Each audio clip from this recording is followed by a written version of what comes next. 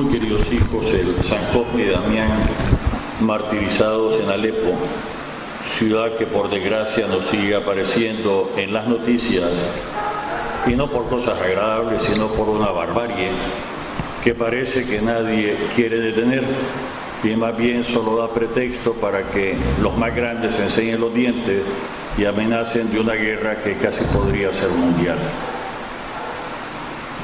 Ya en el siglo IV, es decir, en el año 300, la fama de los milagros que se hacían sobre las tumbas de Cosme y Damián eran tan fuertes que hubo necesidad de hacer un traslado. Y es que la actual Siria, que formaba parte del imperio asirio en la antigüedad, donde estuvieron desterrados, primer destierro del pueblo de Israel, siendo cercanos, está íntimamente ligado no solo con la vida del pueblo de Israel, Sagrada Escritura, sino también con el cristianismo. Las comunidades de Siria posiblemente fueron fundadas por el propio San Pedro. Nosotros tendríamos que recordar que Pablo precisamente se convierte a las puertas de Damasco, la capital de Siria. Y ya había comunidades formadas, fuertes, que son las que tienen la tarea de catequizar a San Pablo. ¿Recuerdan la escena de que el Señor le dice a Ananías, andate a tal casa y está Saulo, y el otro le dice, Señor, he oído que nos perseguía a muerte?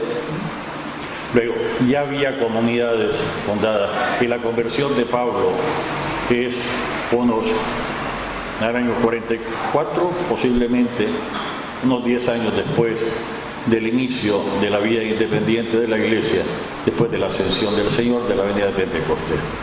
Íntimamente vinculados a nosotros, sigue sufriendo aquella población con un martirio que nosotros ni siquiera nos imaginamos, porque lo que hemos tenido nosotros en comparación ha sido sin faltarle respeto a nadie, ¿no? Pero en comparación, y sigue, y no se ve por dónde solucionar. No en balde el Papa nos pidió hacer aquel día, recuerdan, de oración permanente y ayuno por la paz en Siria, y nuestros corazones tienen que estar inquietos. Amenazas de bombardear, amenazas de no sé cuánto, amenazas. ¿Hasta cuándo, por amor de Dios, vamos a entender que no es la violencia la vía para solucionar los problemas? Tampoco es el quedarse callado, sino al abrirnos al amor del Señor. Me perdonan de inicio porque hay que decirlo. Datos más concretos de la historia de Cosme y Damián son muy dispersos. Muchas cosas se tomaron en tiempo de tremenda persecución, pero la prueba y el aval, diríamos, de Dios, de los milagros abundantes, sobre todo atribuidos a curaciones y enfermedades, porque tenemos a dos que están convalecientes, ¿cómo no encomendarlos? Especialmente a ellos, que sea total. Creo que Claudia ya camina bastante bien, porque uno se fija, no crean que no, y a Rubelito lo vi bien, a Mincho, pero también pedir por todos los enfermos que algunas veces nos olvidamos.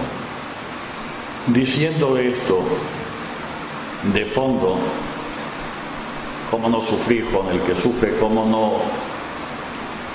no pedirle al Señor, ¿hasta cuándo, Señor, vas a cambiar nuestros corazones de piedra y que los discursos políticos e ideológicos se conviertan en un real interés por el bienestar de los grandotes, del bienestar mundial, no solo los posibles negocios que puedan hacer? Ageo, el profeta, primera lectura que hemos escuchado, escribe ya en el tiempo en que comienza a terminar el exilio. Y no nos extrañemos que aquí nos encontramos una versión distinta a la reconstrucción del Templo de Jerusalén. Las versiones que habíamos oído, las que más abundan, es que Ciro, rey de Persia, actual Irán, manda reconstruirlo y destina no solo del presupuesto del gran imperio persa.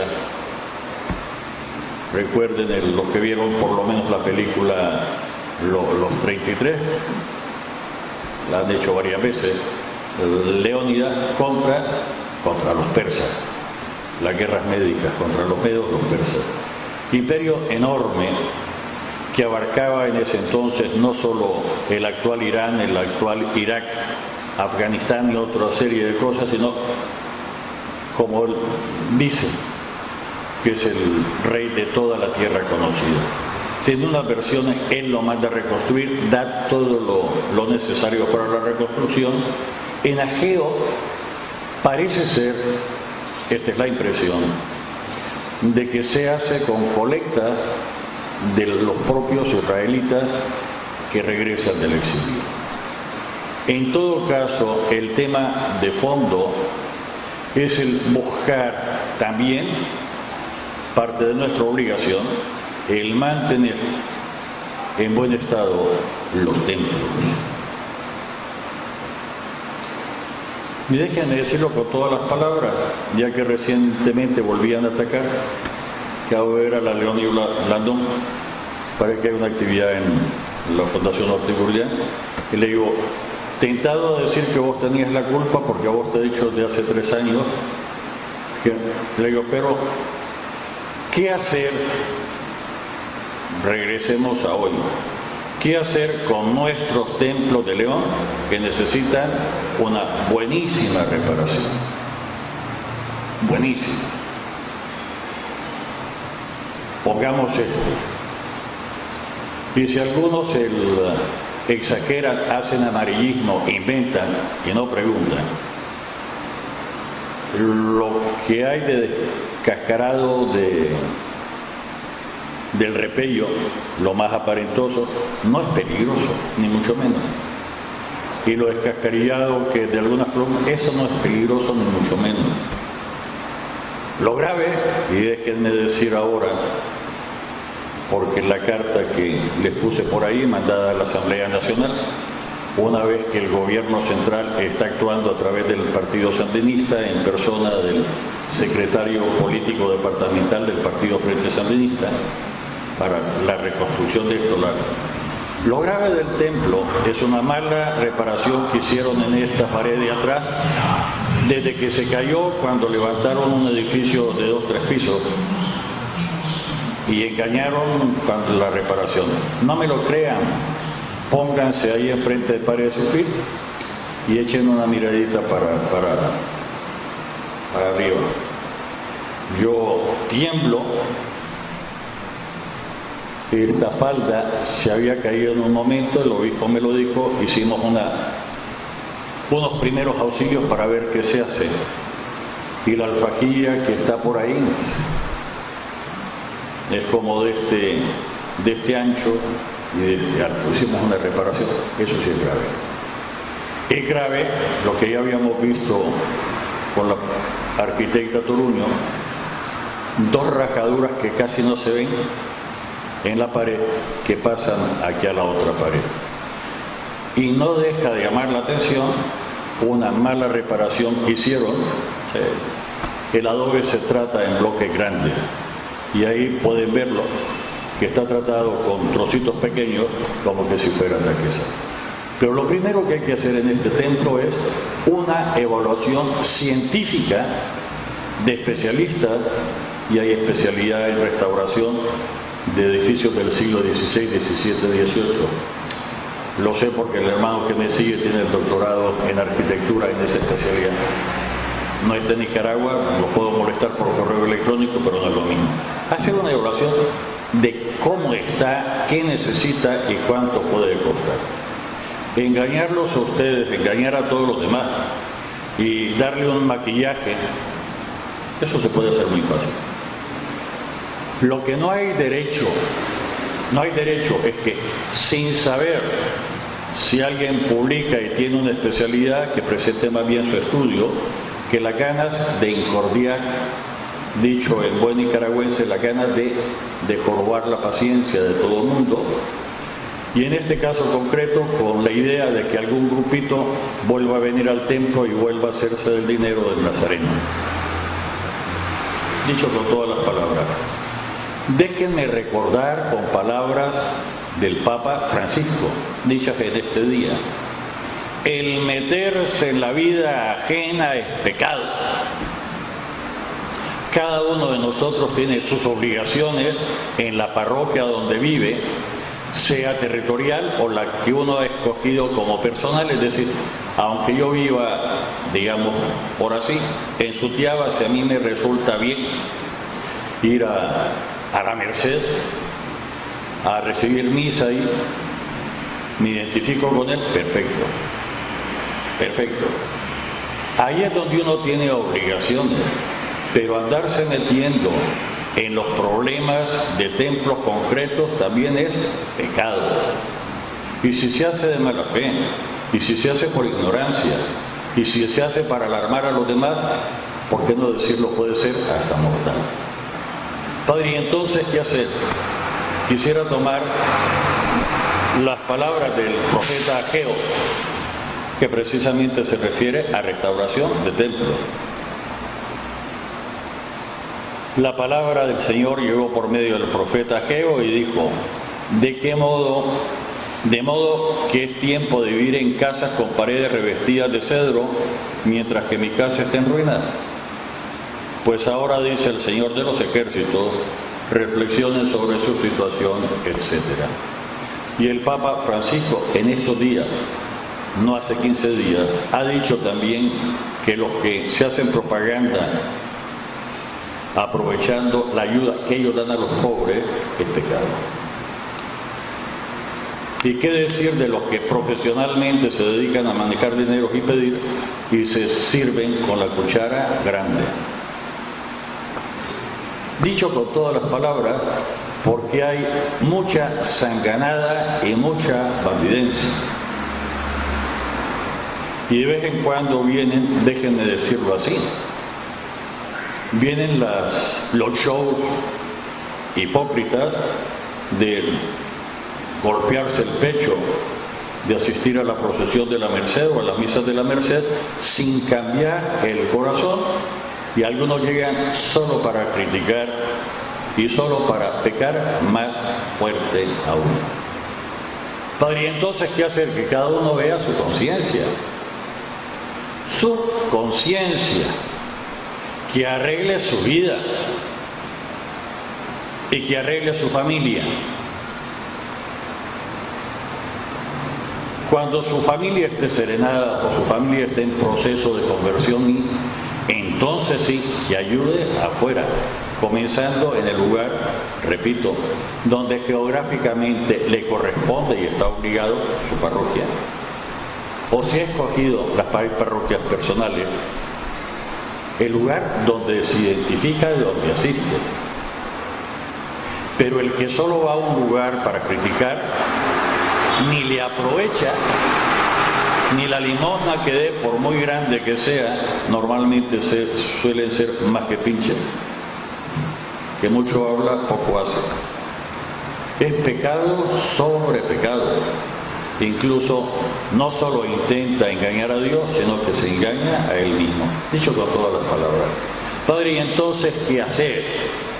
Por amor de Dios, tantas veces que hablamos del Estado de Derecho, del cumplimiento de la ley, tantas veces que nos llenamos la boca con un montón de cosas, y por amor de Dios, ¿por qué no estudiar que en la ciudad de León, no voy a ir más lejos, hay algunos edificios, entre ellos templos, que son monumentos nacionales?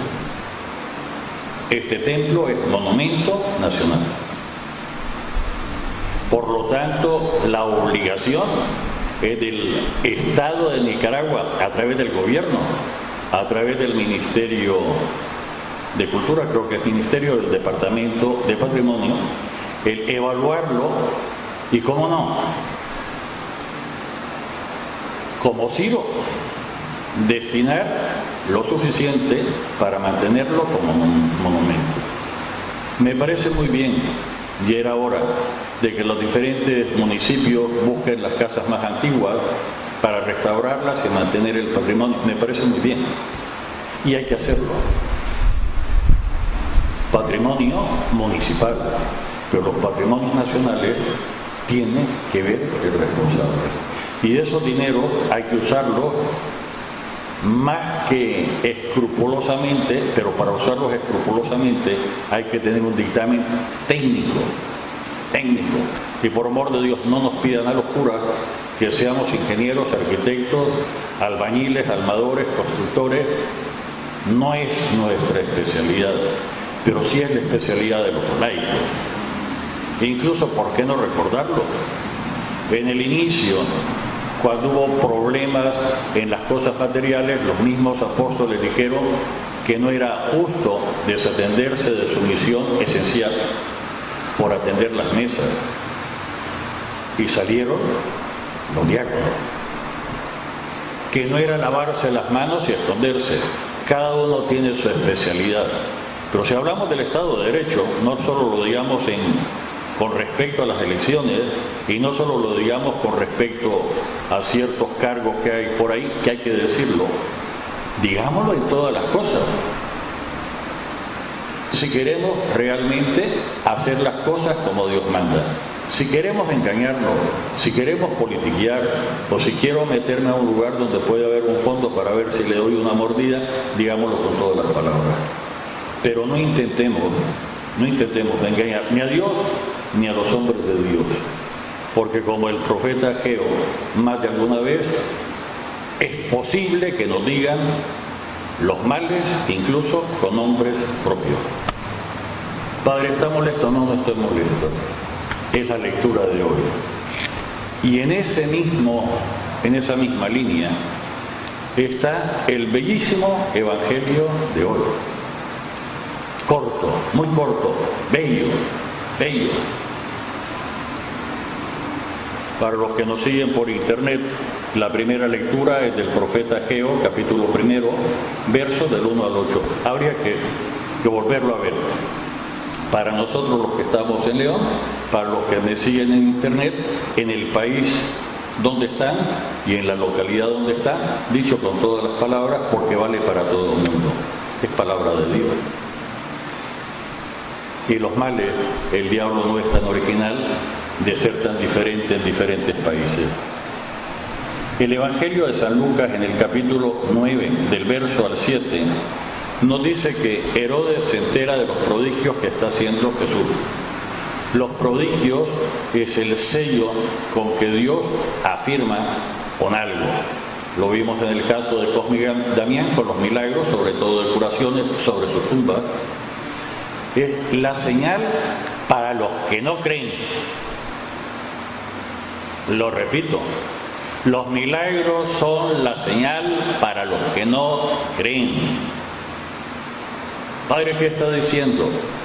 Si ustedes vuelven a releer el Evangelio según San Juan, cuarto Evangelio, nos va a decir, al referirse al milagro de Caná de Galilea, la transformación del agua en vino, este es el primer signo que hizo Jesús. Y entonces sus discípulos creyeron en él. El milagro no es la recompensa para una persona que se porta bien. No es algo que yo puedo exigir por mi entrega al Señor. ¿Qué le voy a exigir yo al Señor? Sino que me haga obediente, fiel a lo que Él quiera, al plan que tenga para mí. Pues bien, nos dice que escucha lo que dicen y Herodes es el rey. No sabe a qué atenerse, no sabe qué pensar. Y sus consejeros, porque hay buenos consejeros, hay malos consejeros, hay consejeros cepillos, hay buenos, malos consejeros y una gama muy grande de. Uno le decían que Juan el Bautista había resucitado. Estos tenían que ser necesariamente fariseos porque eran los que creían en resurrección. Los saduceos sabemos que no. Otros que había regresado Elías, el famoso profeta que fue arrancado en una carroza de fuego. Y según las profecías y la esperanza de Israel, este prototipo de profeta tenía que regresar antes de que viniera el Mesías. Y otros que había vuelto a la vida, algunos de los antiguos profetas, consejos. Y frente a los consejos, la reflexión del aconsejado, que nunca puede faltar. Porque de la reflexión, después de oír el consejo, si fueran mandatos es otra cosa. Consejo, tiene que reflexionar y llegar a una decisión personal. Nos dice en la reflexión de Herodes, a Juan yo lo mandé decapitar, lo mandé a matar. Vi su cabeza en la bandeja por otro mal consejo que le dieron a aquella chavalita que la instrumentalizó su mamá para ocultar sus pecados y sus sinvergüenzadas, que tampoco los ocultó, porque lo repetimos a lo largo de las generaciones y lo vamos a seguir repitiendo mientras el mundo sea mundo. Miren, ocultar con un dedo, callar un algo y nos da voz para toda la eternidad. A Juan yo lo mandé decapitar. ¿Quién será pues este del que oigo semejantes cosas? Y tenía curiosidad de ver a Jesús, curiosidad. No para escucharlo, no para convertirse, no para contrastar sus ideas. Curiosidad de show. Efectivamente, cuando tuvo la oportunidad de verlo cara a cara, Pilato se lo manda a Herodes, no le pudo arrancar a Jesús ni una sola letra. ¿Recuerda? Ni una sola letra. Jesús no es un show. No es un espectáculo para que vayan por curiosidad. Jesús es nuestro Salvador. Y comienza a salvarnos, ¿cómo no? Haciéndonos presente la verdad. Jesucristo es la verdad. Pero pone presente, iluminando nuestra situación, nuestra propia verdad, incluso la que nosotros no quisiéramos reconocer. No, ahorita no me refiero al pecado, ¿no? Que nosotros somos el fruto del amor infinito de Dios para nosotros. Ninguno de nosotros nació por chiripa, fue engendrado por chiripa. Nosotros venimos del amor infinito de Dios. Y antes de crear el cielo y la tierra, éramos ya en la mente de Dios. Y cuando llegó el momento oportuno, según su plan, con la colaboración de nuestro papá y nuestra mamá, nos trajo a la vida, independientemente incluso de la conciencia que hubieran tenido nuestro papá y nuestra mamá. Si se portaron bien, se portaron mal. Si tenían bien arreglado su matrimonio, si no fue matrimonio, si fue independientemente de lo que pensaran, de lo que quisieran, de su conciencia, con la colaboración necesaria de mi papá y de mi mamá, me regaló la existencia. Para que aprendiera a amar. En primer lugar, para que fuese, existiese y aprendiera a amar, y no de cualquier forma, sino a Dios y al prójimo, como Cristo nos enseña en el Evangelio.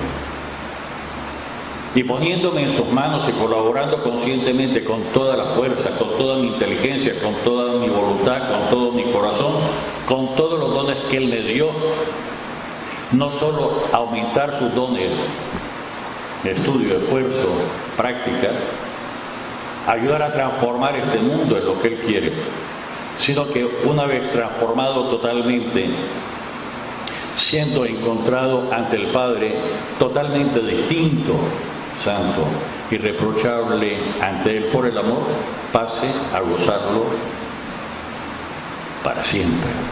Este es nuestro fin. Padre, pero es que yo pensaba que cuando usted decía que hacía patente nuestra realidad, se refería a nuestros defectos, que nuestros defectos, nuestros pecados solo son pecados y defectos cuando los comparo con el proyecto de Dios para mí. Padre, ¿qué está diciendo? Pues sí, lo que Dios quería que yo fuese. Y no lo soy porque no me dio la regalada gana de colaborar con Él. Porque pudiendo haber dicho sí tantas veces, ojalá no sea hasta hoy, he dicho no. O me he jugado entre sí, no.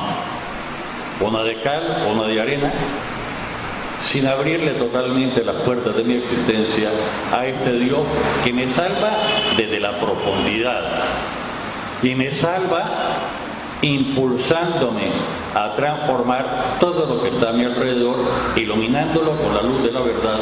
Jesucristo es la verdad.